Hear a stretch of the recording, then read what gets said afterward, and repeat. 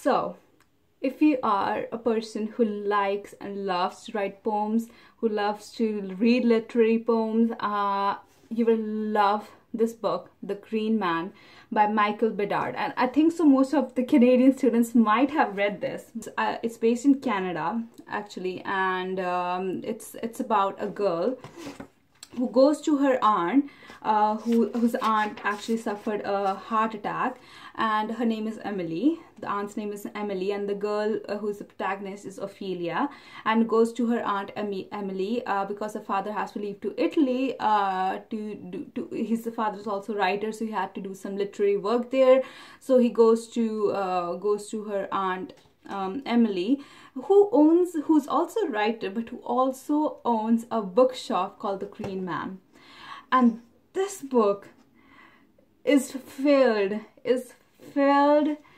with awesome, first of all, awesome poetic stanzas, awesome storyline, awesome imagery, and I would say like the best thing is it's magical. It's magical, and I would say like the story starts, okay, so the girl goes into the bookshop. It's kind of an airy feeling, you know, and it's kind of a different feeling for her because all the books are, you know, rustic, secondhand, and the sign of the Green Man is actually quite similar. And you will find it in the end why it's similar and why it looks like it's looking at Emily, at Ophelia. And Emily has a past too. Emily has a secret too.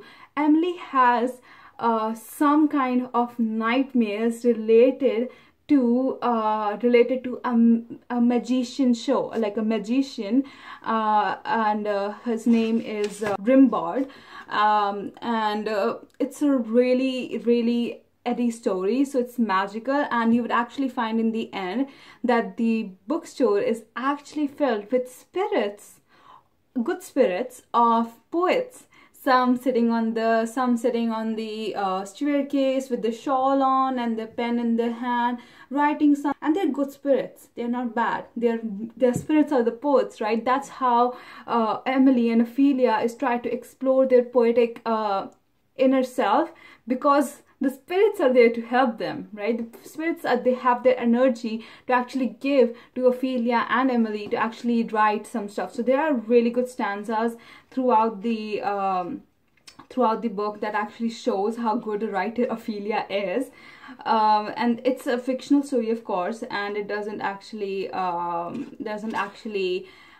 have any correlation to the real life, but it actually tells you about the relationship of the poetic people have with the real life experiences they have, right?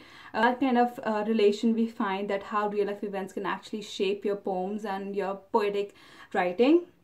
And there in the end comes Lenora Linton. Weird story in the end that who Lenora Linton is. Is she good? Is she bad? Why is she calling? So she calls to sell her bookstore to Emily, which is a second-hand bookstore which hardly does anything good, right? Which hardly makes any profit. So Emily thought that Lenora Linton was died because she was old, right? Old enough to not be here. So they go into her house, which is airy. There's stuff happened there, maybe like an accident that happens there, and it makes them question, so the dreams that Emily was having, Ophelia starts having. So there's a really different connection that happened, and in the end we will see if Emily made it through her nightmares, if Emily started her career as a poet as well. Did Ophelia start her new journey with, you know, with poems and with her poetic journey? And was there any relationship between that nightmares that Emily and Ophelia had? And so there is some magical stuff that happens in this book, and it actually makes you question, right, about you know how to connect to your inner person and how to, you know, express it in a sense any way you want, in any art form you want, right? So it's a really good book to read. Again, The Green Man by Michael Bedard. So if I say And I know there are people out in the world, even my friends I know, that love poems. I love poems, I write poems, but I know there are some people who love poems. When you start making your real life events actually into stanzas, into something strong, beautiful, and impactful, I present you the book Through My Brown Eyes by Toks Ayinla. If I pronounced it wrong, but Toks Ayinla.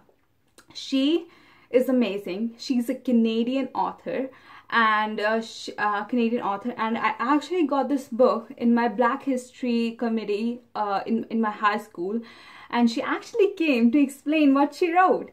And see these are my favorite poems from her. I will not read all of them to you because it has something and I will not like to spoil it. And I would say it's based on 4 subsections: about self, about culture, about love, about life. She has like a lot of feminist approach throughout the book, which actually makes you question, right? Oh yeah, that's true. It says, I would quote, "I would love to hear how conversations would have gone if my uterus wasn't in the room." End of quote. Okay, so you would understand, like, there's nothing to speak about that because it's powerful enough to convey itself.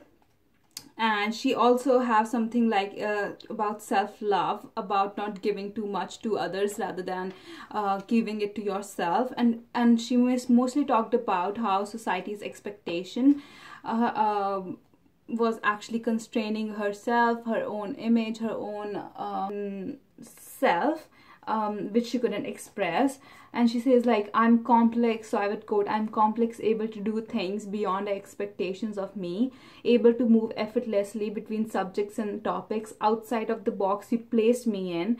Because your smallness cannot hold my greatness, I burst at the seams with too much because I am." End quote. This shows about how society's expectation from us constrains us to actually do things that we love, and especially it focuses on a perspective of women and how women are being constrained about, you know, to do something that they like. You know, we could relate these poems, these stanzas, to anything in our life, you know. She wrote it with an open perspective. I just suggest you, I just tell you to, like, to read this. I think so. I will put links in my bio. Of course I will put links in my bio. There's no question in that. But you have to, guys, read this. You have to read this. These were the books that actually makes you question about love, self-love, about the future of technology, about you know, the poet that is inside you, the how to encourage that poet to actually write about, you know, the real life experiences that you had.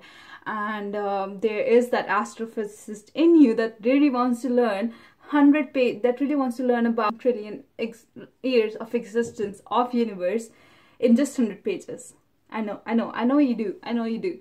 So you should read. Find something like me. I would suggest to read these books, as they really made me question. And I love those books. I have those 5 books read, and I would read them again if I have to. And it's just a really good experience to actually explore your own consciousness and own knowledge, and just to find your inner self in that, and being self-aware. And yeah, that's it. That was the book review that I had, and I would probably do more book reviews. I have a lot of books in my hand, and it would be a surprise, of course, to what books I should do next. But let me know, and let's comment in the bottom which books did you like, which books did you read, and which books do you suggest me to read, so that I can also read and maybe give a review. So let me know. Bye guys, so see ya.